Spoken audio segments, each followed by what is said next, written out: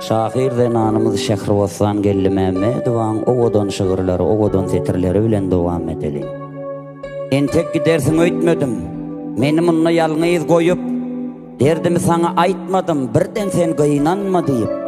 Ýyllaň ýumagyny çözmeden, diýdim dokuzum düzüledim, sana kän ýalan sözledim, birden sen gynanma diýip. Göýagam ýok deýserimde, hemme zat yerli ýerinde. Elmidan bagtly görünnym, birden sen gynanma diýip. Sen gittiň soňlanyny aýdym, goşguýuny bir mahal goýdum. Soň ýene ýazaýyn diýdim, birden sen gynanma diýip. Ýykdylar meni duýmadyň. Ünsüňi sowdum, güýmedim. Meni gallyryň diýmedim, birden sen gynanma diýip.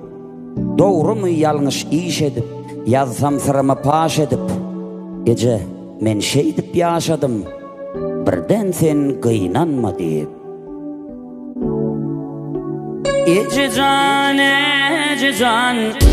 ölüp barýana, gün-günden sarılıp, solup barýana.